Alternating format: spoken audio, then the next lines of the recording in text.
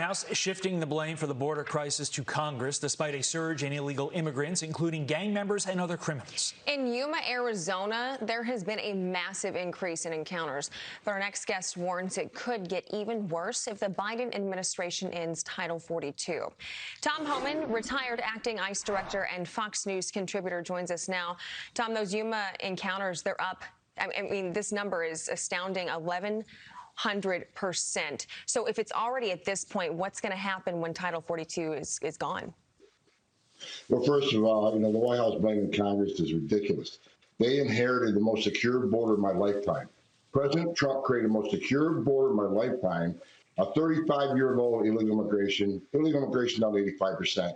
They took it, and the President Biden intentionally unsecured the border. So they got no one to blame but themselves. They want to secure the border, dust off the Trump plans, do what we did, and you secure the border. But what's happening right now, even with Title 42, we're on a glide slope to beat last year's historic numbers. You got 1.7 million last year. This year, based on the data we're already seeing in the first 6 months, they're going to have over 2 million apprehensions. Again, another historic record. But when they end Title 42, they're going to blow last year's numbers out of the water. God help us, because it's going to be an uncontrollable surge on the border. And let me make this clear how important this is. We have lost operational control of our southern border. We no longer control it. The criminal cartels control it. I've talked to several chief patrol agents who told me they have lost operational control of the border. They cannot control the flow coming in. But, Tom, isn't this what the open border people want at the end of the day? Don't they want all these people coming in and for our country to lose operational control of the border? Absolutely. But what made me so angry, I spent 35 years doing this job. I think I saved a lot of lives. But with this policy, Joe Biden says this policy is more humane.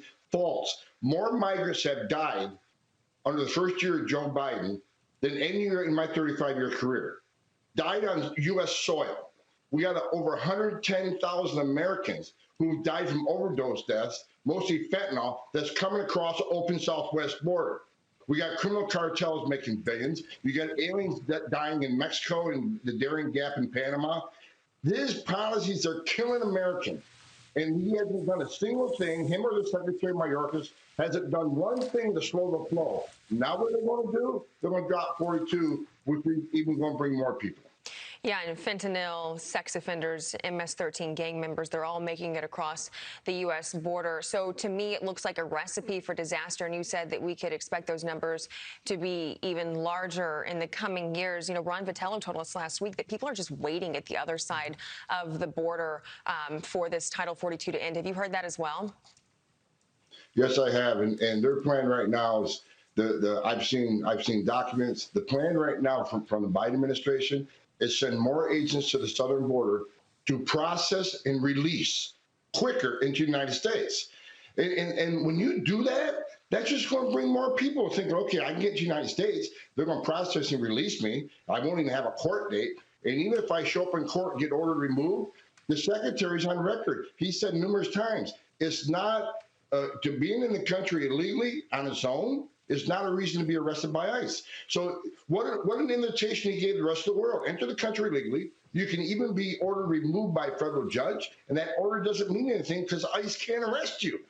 I mean, the message this administration keeps sending is not by accident. It's not mismanagement. This is on purpose, as you said earlier, Todd. This is their plan. This is open borders.